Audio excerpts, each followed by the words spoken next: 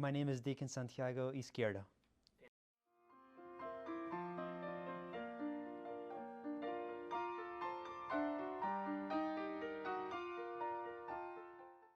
For my vocation story, I've always had like a multitude of reasons. I don't have like one big conversion story that I know some seminarians have. So for me, like the foundation of my vocation, it's thanks be to God through my parents that they've always been devout Catholics. So to my brother and I, both my parents instilled the idea of becoming a priest and like promoted the idea of like it's a good way of life. So there was that seed ever since I was very little.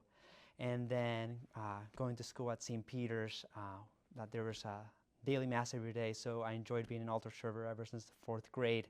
So at St. Peter's and then on the weekends. And so there was that of the nurturing of the vocation through helping the priest at Mass. And then also my brother, I only have one brother, he was a seminarian for 6 years, and so he discerned out, so he, through prayer, decided that God wasn't calling him to the priesthood. But in those 6 years, I was able to visit him a lot to the seminary, both at St. Gregory the Great and his seminary in the East Coast. And so I was able to see what the seminary was like, and that it was a place that I would enjoy myself being there. That it was like, it's not a place that I wouldn't like being there. So all of this culminated into like nurturing the vocation. And then in high school, I didn't go into the seminary right away. I went to University of Nebraska for 2 years, and during my sophomore year, I felt God's call that I have had ever since I was very little, and I just talked with my pastor, talked with the rector of the seminary, and that I knew through visiting my brother at the seminary, and yeah, I felt God's call, and I applied to the seminary fall of 2016, and here I am.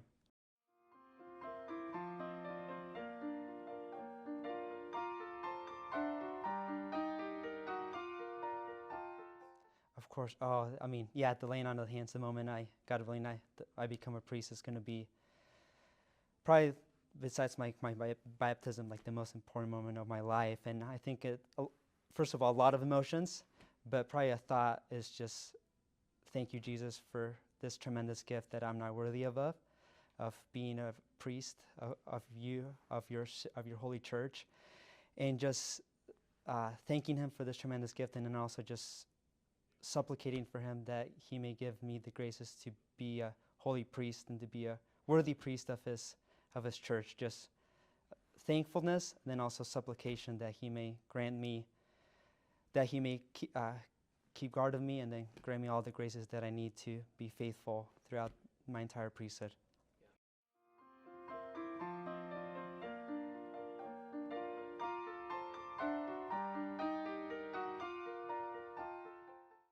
First of all, being faithful to the sacred promises that I made at my diaconate ordination, and that I'm going to make again at my priestly ordination.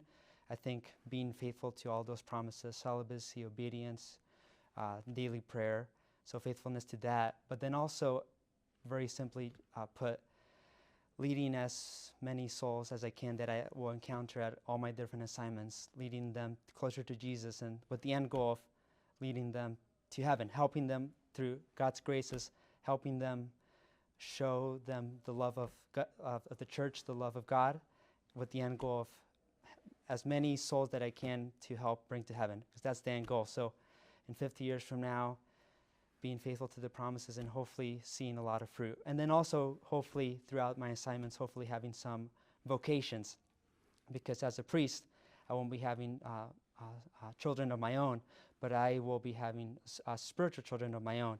And like I've read that a fruitful priesthood, you'll have vocations that will come from your assignments. So hopefully some vocations, either to the priesthood or to religious life, from the assignments that I will be at.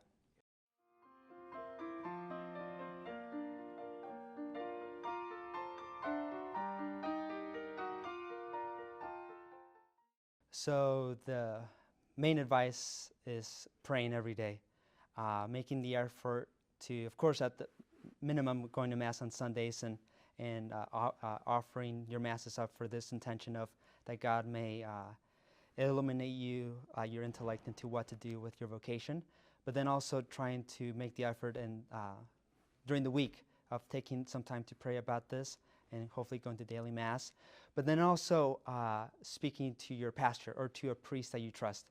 Speaking to a priest that you trust that you know will give you good advice, because God gives us priests. God gives us priests as his instruments to help us teach us the truth about the gospel, and a priest that you trust will give you good advice. So that's what I did of speaking with my pastor during that year, my sophomore year at UNL. So those would be the two big keys of praying to God and going to Mass, receiving the sacraments, Eucharist, and confession, but then also speaking to a priest that you trust, and then also keeping an open mind. And then finally, knowing that how long you're at the seminary or at the convent, that even if you discern out, even if God ultimately doesn't call you to the priesthood or to consecrated life, that it's not wasted time, that the time that you're there, it's going to be fruitful time where you'll grow spiritually, but also in human formation. So knowing that also helps at ease that if you go in, there's time to discern and figure out if it's truly what God's calling you. Entering the seminary, entering the novitiate, it's not final. There's time.